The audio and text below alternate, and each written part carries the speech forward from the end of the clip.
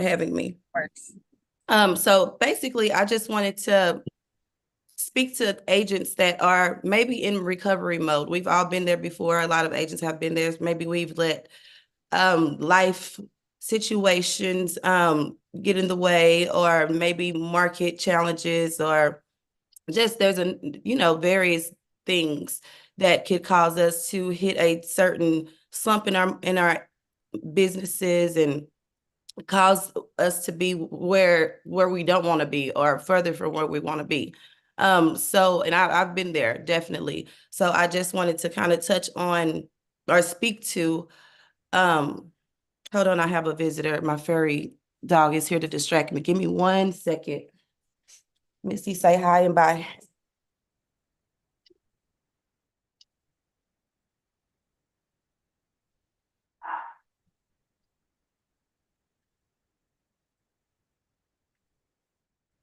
Okay, I'm so sorry. You are fine. Yes. Yes, I've definitely been there, and I just had to get back to the basics and do what I know that works. Let me get to my little presentation here. Yes, ma'am. And you should have full ability to share. Let me know if you have any problems. Okay, thank you. I'm the tech guru. Is this it? There we go.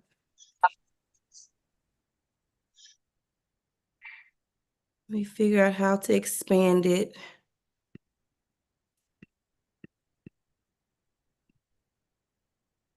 I practiced this last night so I wouldn't be stuck in front of all you. Okay, wait a minute. Oh, there we go. Okay, recovery mode, back to the basics. Um, so basically what I had to do was I had to find a new why. We all know why we got started in the beginning.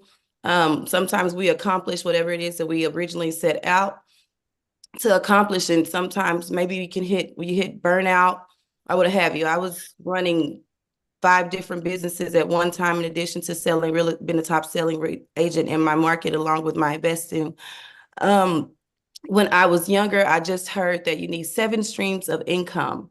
And so I just ran out and I made 7 streams of income, but everything was service based. And so I was being pulled in 100 different ways every day for over 10 years. And so I hit a certain point, and then through divorce and things like that. So I hit a little bit of burnout and kind of just felt like I was in a slump. But once I remember my initial why and found a new why, I was able to obtain a new motivation. Also, I had to identify what my challenges were. Again, these things there's family life, there's, just things happen that could be a challenge for you, or that could cause you not to reach the level that you are aiming for. But you got to identify that and find a way to move past it, of course. Um, Set clear and achievable goals. Create a roadmap. This was the thing that helped me the most, is creating a roadmap for each goal, personal and business goals. We a lot of times forget about our personal goals, our personal life. It's always about business, business, business, but personal also is a huge aspect that adds to us, and it helps us to reach the business goals or the business heights that we're aiming for. And you have to revisit your roadmap daily as a reminder, and to make sure that you're on track with your goals. Time blocking. Time blocking is huge. If it's not on your schedule, it does not exist. Um, I also schedule my task instead of creating a long to-do list, which I've been known to do. One of my coaches, she taught me about scheduling your task.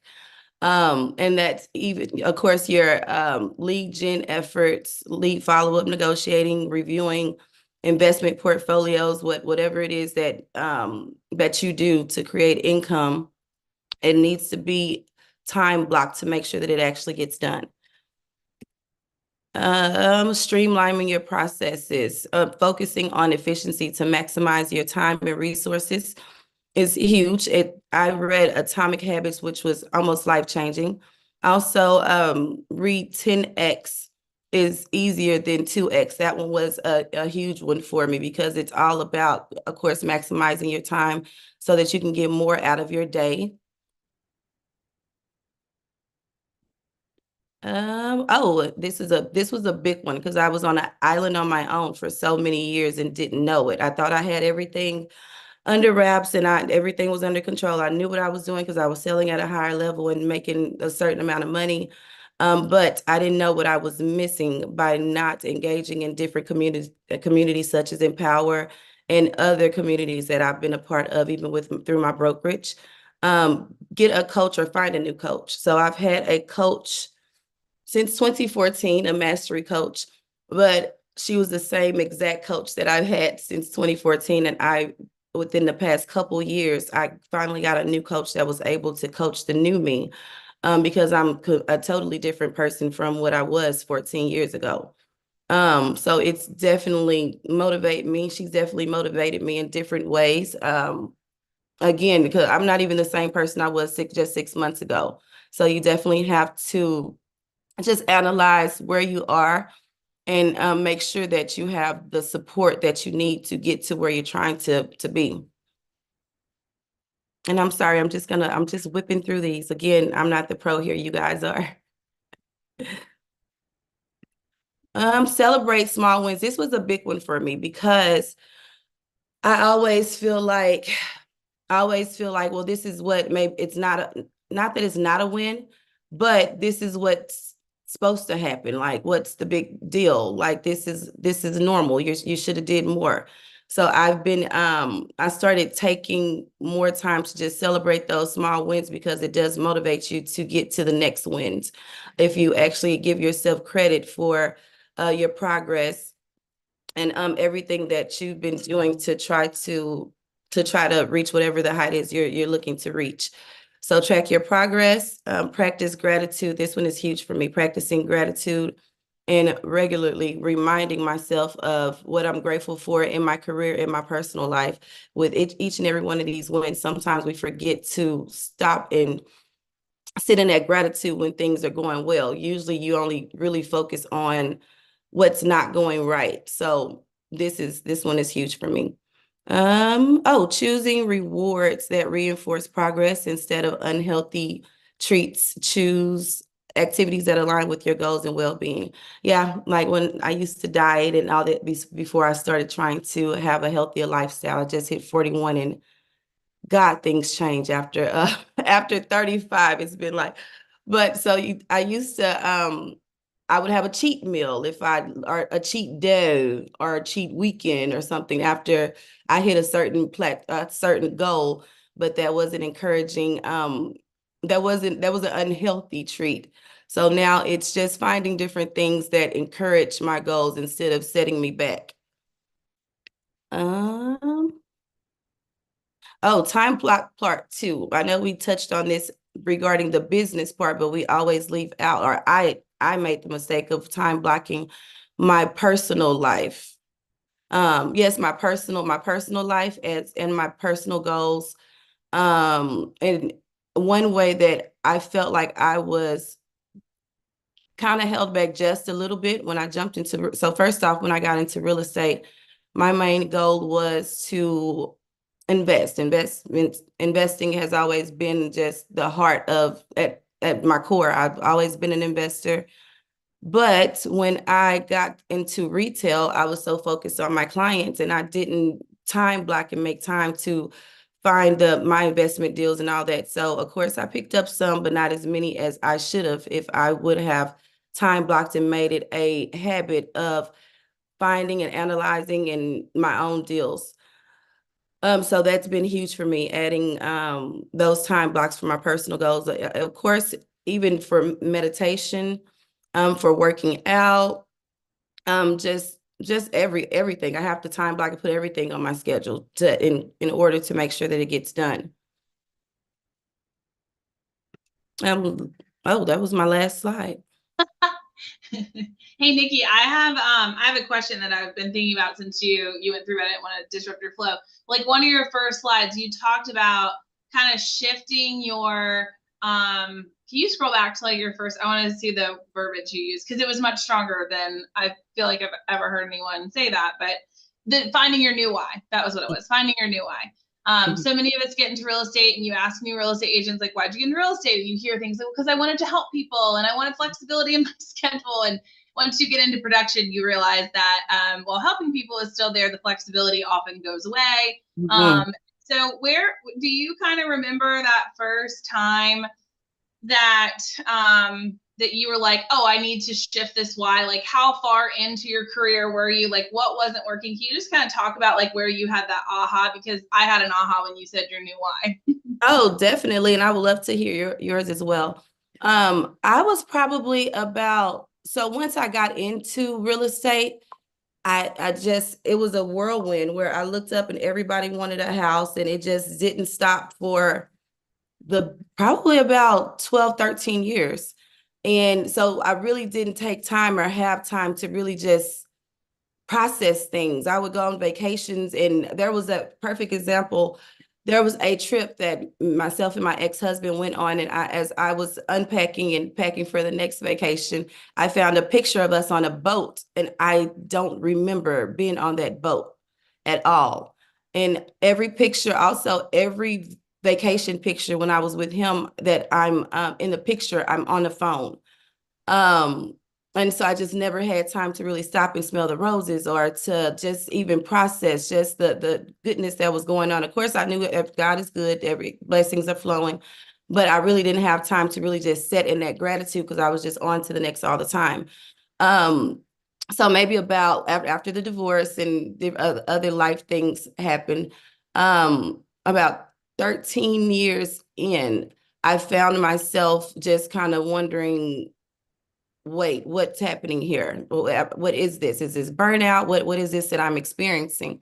And I remembered my first why of getting in, and it was definitely for the freedom. And of course, because of the earning potential and things of that, everything that we don't have, the freedom, because we don't, once you're a full-time agent and everything, a lot of times you lose some of that freedom until you obtain whatever level it is that you're trying to get on earth, until you put some passive things in place where you can and have true freedom. Um, but yeah, so my original why was because I wanted to, yeah, that freedom, and I wanted to be able to travel and things like that. But then my new why is it was more geared and centered around more other people. I wanted to be able to give more, help more, hire more people to feed more families. So it kind of came outside of, I actually went outside of myself and my personal responsibilities. I have family members that, I care for and things like that. But I had to get outside of that and find that new why. And it's all about just being able to give more and just do more in every aspect. So Does that make sense? yeah. Well, that's because, again, as an agent trying to get my business up and running, it was to help the consumer to turn as many deals as I could, to make sure that I was providing for my family. Mhm. I was a sole breadwinner. So like the added pressure of like transaction, transaction, transaction, next lead, next lead, next lead, that Mhm. really is like what kind of gets you going. But then there's a point where if you continue to focus on that, you miss, I think, a lot. And my second shift into why was community building, Absolutely. not just with consumers and clients, which I do love in our local area, but also with other agents and building a team. And so that was like, I remember when I had that shift and all of a sudden I was like, oh, my why looks so different. And it took me a while to recognize it. And it's hard because you kind of have to die to that first why, because if I kept continuing to be like lead flow, transaction, transaction, I would have missed the abundance of what came from that new why. So for those of you that might be in one of those shifts, it's a messy middle, but there is some light at the end of the tunnel. Ashley Bomarito commented, coaching the new me. And I'm sure she's wondering about that. Ashley, are you able to hop on and chat, or are you driving? Can I unmute you? She's a very busy lady. Is she wondering what I meant by when I spoke on my coaching the new me? Yeah, she said, and coaching the new me in comments. So talk to us a little bit about that. What did that look like? How did you kind of recognize that you needed to make that shift. And I think there are some agents on the call that may be curious about coaching and kind of what that's done for your business. If you can chat there for a second, I think that'd be great as well. Absolutely. So when I first got into real estate, again, it took off so fast. And they at my office, they recommended that I got a mastery coach. And what time? I don't know. I probably was 27-ish, somewhere in there, 26-ish, 27. And now I'm 41. Life has definitely, of course, our life experiences shape who we are, and just our world around us. And during that time, we change, we evolve. If you're if you're smart, and once you hit different challenges in life, you use these challenges as a way to evolve and to grow. So I dived into just a lot of self-development. I've read a lot of books and all that, and I feel like I'm almost a different person. I'm still the great me, the same great me, but I just feel like I have just more. I've just evolved so much. My mindset is a little different. My goals are definitely different. It's not the same young me where I was just hungry and just working toward just a certain level of accumulation of, different things, from whether it may be property, maybe a certain amount of money, or just different life's experiences. Once you experience certain things, you kind of become a different person. And I feel like that's where I am now. So my old coach, I don't like change. Which you should love change, but I don't really like change all that much. I get very comfortable. And sometimes, and when you're comfortable, you get a little bit of complacency. So basically, my coach, if I'm overwhelmed, it's very hard to get through this thick skull of mine, per my mom. But so it was just very hard for her to really get through to my core, because there was so much happening. I even coached her into starting a new business, because she would start talking about my business. I was like, well, what about you? And have you done?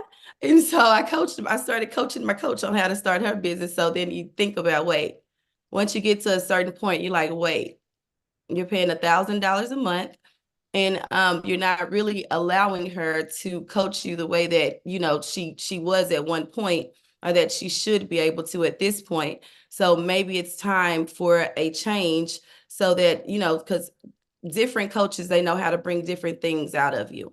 And so I did make the change almost 2 years ago, and it's been very beneficial. My new coach, she's getting a more cognizant version of me, because I'm now older, and I understand the importance of. My old coach did used to tell me, sometimes you have to slow down in order to speed up. And that was never a I was like, I don't understand how everything's happening now. Everything's falling down around me. There's 100 fires to put out every minute of the day. How do you slow down? But over time, I've learned how to slow down and and find clarity and be more focused, so I can, just be able to do more. And my new coach, I feel like she's been able to definitely pull that out of me, and just re-motivate me in ways that I didn't know where it was possible. Yeah, I always like to remind people what got you where you are now isn't going to likely get you to that next place. And so it's always Exactly. about that growth. It's really funny. I actually it's funny that you said, my husband craves comfort, and we've learned this in our marriage. Like, he doesn't like change. He wants to be very comfortable. That is the most important thing to him. I actually crave chaos. Really? I don't know if that means I'm a crazy person or not. I should probably talk to someone about it. But I crave disruption. I love, as soon, and Allison is kind of the same way. As soon as things are going well, we like to blow things up and change them around. It's like I crave that discomfort. But there's benefits to that, but there's also moments where, especially in your personal life, it's Yeah. not Yeah. great. So I love that perspective. So anybody on the call have any questions for Nikki? I feel like I'm just hogging her brain. So if anyone has questions, I'll shut up for a few minutes, see what we got. I hate white space, so. I can touch on a little bit more of getting back to the basics, which I feel like we all know what the basics are. I don't know where everyone is in their careers, the people that are on, but for the most part, it's just truly that whatever you learned when you first got started from lead genning was never like one of my fortes. I never loved sitting. I had no clue that getting into real estate would call for me to be a telemarketer and to sit in one spot and dial all for hours out of the day. I had no clue, and that was I had no clue. So, but when I first got in, social media was such a huge aspect of my business, but it didn't require much of me. All I needed to do was post a picture of my client in front of their new houses, and everyone wanted to take a picture with my sign in front of their house. Well, now social media has changed. There's so all of these videos and just these different tours and just all these things that I never had to do to dominate that space. They used to call me the social media queen. But now I don't think so because I'm working to evolve and follow the trends of social media, but it's very hard sometimes because that's another thing you have to time block in when while also trying to run your business and deal with the clients and all that stuff. But I have been practicing more of the lead gen because whenever I do sit and call, just dial, like for instance, I made 4 calls in 24 minutes the other day, and I got 2 listing appointments out of it and 2 signed contracts. Yep, 2 signed contracts. And I mean, I made 4 calls. So it's like, we might want to do this a little bit more. So I've been making it more so of a habit, and it hasn't killed me. Um, yeah, it hasn't killed me. But just things like that, whatever your lead calling may not be your forte, but whatever your thing is, you just have to do it and double down on it, especially when you're in what I'm calling recovery mode, because this market, it's you definitely get out of it what you put into it, just like anything else. So if you're doubling down on whatever your lead gen habits are, you're definitely going to see those returns within, you know, 30 to 90 days. You just have to put in the time and get outside of yourself and don't sit in whatever it is that you're in. Because I mean, I've had some things happen in the past couple of years. Me and Allison, we had a little talk about it. And at first I didn't realize what was happening and that maybe I was in this slump because business still comes. I can coast and sell more than most agents because just from referral business and social media. So you don't realize what's really happening. But once I sit down and said, hey, something feels different. Seems like there's some type of shift. At first I blamed it on the market, but the market has never been a challenge for me. I have the clientele, I have a large database. I know how to find business, but it was me kind of sitting in what was going on around me. So once I got outside of that and went back to my basics and went back to COVID took a beating. As we all know, COVID kind of took a beating or gave us a good beating. So it kind of took me also a while to get reacclimated to my old schedule and my old habits. So yeah, was hopefully that answer or that helps someone out, hopefully. Yeah, I agree with that. We have tons of agents, even on my sales team that, we call them COVID babies. I don't mean to make them feel like that's the only market they've sold in. But I mean, if you cut teeth in a COVID market, for those of us that remember what it was like before, I keep saying I'm a new agent. I've been in business now 9 years. Wow. But we remember a pre-COVID market. And so a lot of our agents that have been licensed in the last few years that are still in production don't remember that. And so having to acclimate to what does a post-COVID market feel like, that's harder for some of us because, we didn't come through a market prior to. I have a quote that I don't even know who says it, and I don't know if I say it correctly, but you touched on it a little bit. You're compensated, you're paid the amount of value that you put into the marketplace. Mm-hmm. Mm-hmm. And so I think that is one of the things that we have to look at is like whether it's the lead gen, whether it's community engagement, whether it's coaching other agents, whatever your kind of area is, the value that you put into the marketplace is so critical. And that's why the time blocking becomes so important, because if you don't schedule the inputs for that value add into the marketplace, you can really flounder. We've got a question in the chat. What was one challenge that you conquered recently, and what was Hmm. it? Okay, let me Good ponder question. on that. Yeah, it is definitely. Thank you. I'm gonna ponder on that, and I want to go back just a little bit to and piggyback on something you just Mhm. said. Basically talking about what you put in is what you get out. One thing that kind of shifted for me, or kind of changed my mindset, is Gary Keller. He said, and it was at the time it was like, oh, that's a gut punch. But he said, what happens when you're on a job? What happens when you don't do your job? You get fired. But when when you have your own business, what happens when you don't do your job? You end up broke. And I'm like, oh, well, that can't happen. So I have to do my jobs. I have to do all of these duties. I have to double down on everything that I know to do so I don't end up broke. Um, so a challenge that I conquered recently. Oh, Jesus. It seems like there's been so many. This market is full of challenges. With the buyers, with the sellers, like it's so many. They're all a challenge They're here all in the challenges. Raleigh market. They're all challenges, definitely.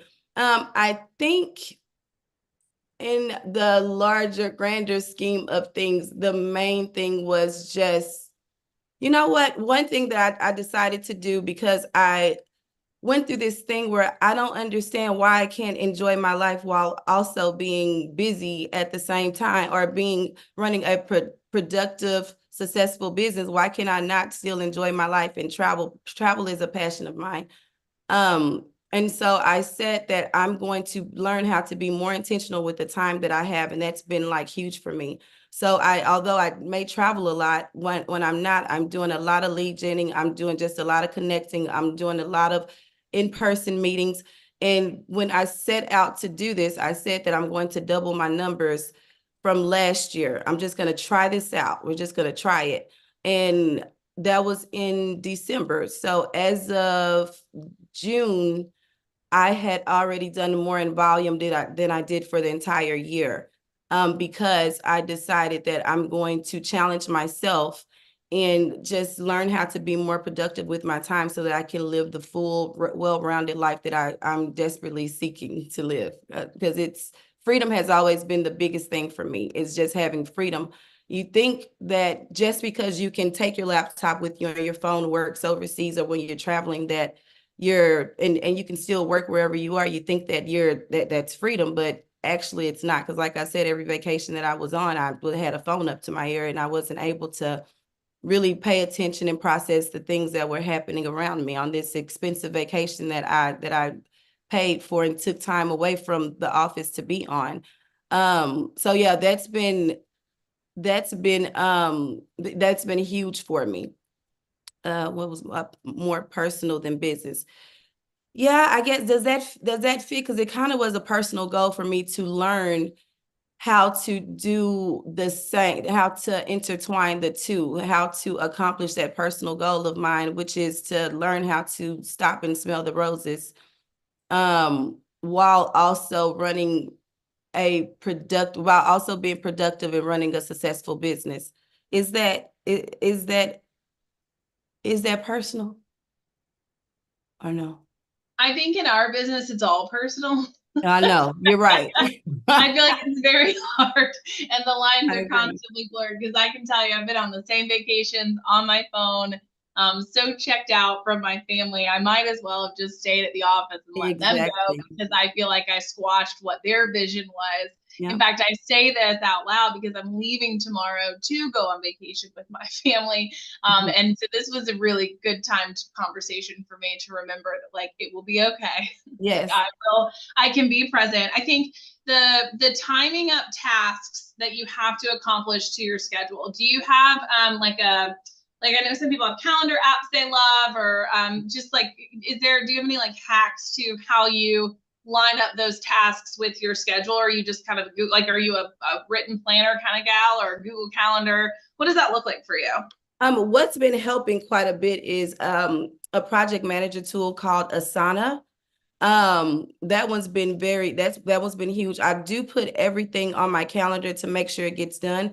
But if there are different projects with a lot of different moving pieces that are a lot of different parts that need to be done in order to complete this one common goal, me and my team, we utilize Asana. That one's Yeah, huge. love that. Yeah, I know there seems to be two types of people, like the paper calendar people that like if that goes away, like they would lose their like life, or Oh my the gosh. digital calendar style people. No, that was I me. have to go digital. I'm not responsible. Yeah, it was me for so long, and I remember I have a friend who he runs like this. He has this like mega law firm, my best friend, and we were at lunch or something, and I think we were scheduling our next meetup, and I pulled out my paper calendar. Now this was maybe 4 to 5 years ago, maybe, and I pull out this calendar. He looks around. He goes, "Put that up before somebody sees you." What are you doing with that?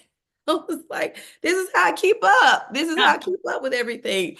But we did go ahead and we went digital, and it's been working. It's been another thing. I've always had two cell phones until no, maybe 4 months, 5, 6 months ago.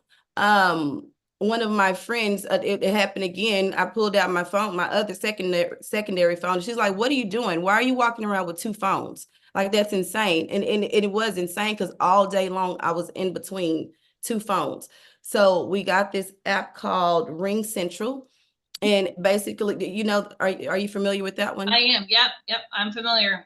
It's been a little life changing. I didn't want to tell my friend and puff her head up any bigger because she does know everything. She's super smart. But when I remember when they first transferred it over, I think I missed a day of calls and texts, or maybe a few hours, and I almost lost it because I'm just so used to being so connected and knowing every single thing. And she was like, "Oh, stop being dramatic. You'll be fine. You're gonna love it." And she was right. I actually love it because everything's there. My team I can see everything that they're doing. They can help me more because they were limited on how they could support me because I had the phone with me all the time and I'm always on the road. So that's been very beneficial for me as well. Yeah, I Um, have a reception service on my phone, and that was one of the best tools that I ever got. Particularly when I go on vacation, because I don't have to worry about, did that is my voicemail full? Did that mhm. person not be able to leave me a message? Because there's always a live answering service on Yes. the other end, It, ready to hit it. yes. Also in London, I went to London or spent Christmas in London, and I lost my secondary cell phone. I left it in the taxi. It still makes my heart kind of, because being without my phone for a week, it did something to me. But then for and another aspect of that, it was a certain level of freedom, not having to worry about it or worry, where is it, what's happening, is it ringing, and all that stuff. But definitely, if I have had Ring Central, then it wouldn't have even been a huge issue because the calls are still going, through the app. My team is still able to handle it. So I knew I would have known I wasn't missing anything. But it's just all growing pains. Pain. That's great. Mm-hmm. Anybody else have any other questions for Nikki? Final thoughts or just ahas? I have really appreciated, especially that, finding that next why, and would challenge anyone on the call that feels like what got you here isn't getting you forward, to start there. Don't start adding, I always say, don't start dumping money into your business. Don't start trying to soup up, paid lead sources, or if you're in that recovery mode, I think you hit it. It's going back to the basics. And I love that your first slide was just getting into why, because that drives everything that we do from there. Absolutely. I agree. And you're so right. When I first figured out that there was a shift happening and I didn't know why, I just knew that there was a shift and it's different from what I had been experiencing. So I just started dumping money here, dumping money there when I heard somebody else was doing this. Okay, well, let me go do that. Yeah, And yeah. I just ended up with just a bunch of extra expenses that yielded me nothing because I wasn't even able to at that time to process what this is actually supposed to do for me. And actually, I didn't even have the time to really sit down and figure out how to really utilize this. I was kind of old school for a very long time. When I tell you I ran my business, I had some processes. some shaky wobbly ones, but they worked for a very long time. I know that I was basically on the wing in a prayer, and it was nothing but God's mercy that helped get me to where I got with the processes and the systems that I had. But now we're really leaning on technology, which it's always been there, but of course it's heightened and it's evolved. And I mean, it can almost replace us in May in who knows how long. But really lean into technology and the tools that you have, whatever tools that come along with your CRM, utilize those to, yeah, maximize those. And AI is huge. I figured out AI helped me create this wonderful presentation for you guys. I did it so that I wouldn't be as unprepared as I typically can be. I was able to throw something together very quickly. AI helped me pull together everything that I wanted to say. I probably won't be able to get everything out just due to nerves and everything, but thank you for making this easier, because it definitely, I think I'm a better conversationalist than just a speaker, because you typically I can forget my name. If you put me in a crowd of enough people, I'll forget my name and what I'm there to talk about. It's happened. I feel like the bigger the stage, the less connection that's made. Yes, usually those presentations are really polished because I know there's a lot of eyeballs and I want to make sure that it's clear and it's good. But I feel like real connection gets made in rooms like this, which is why we are here every Wednesday, is to be able to break apart and chat and figure out what's working for others. I so appreciate your time and appreciate you hopping on with us this morning. We will be here again next week. Joe Carteret is going to be on with us. He's going to talk about, Joe runs a team that it's cool because across North Carolina and South Carolina, he's in the Charlotte market, has been really pushing for compensation agreements way earlier than this NAR settlement requirements. So he's been having the harder conversations for longer, I believe, with buyers. He's not been working and showing homes to buyers without a buyer agency agreement for almost a year now. And he's going to come on and talk about his strategy for ensuring that your compensation is secured, how to have those conversations tactfully. And what I love about this is Joe's been doing it for the last year. So these are not tested scripts. These are more proven scripts. So Joe will be on with us next week, the 14th. We've got a local Beaufort gal joining us the 21st, and then another buyer consult.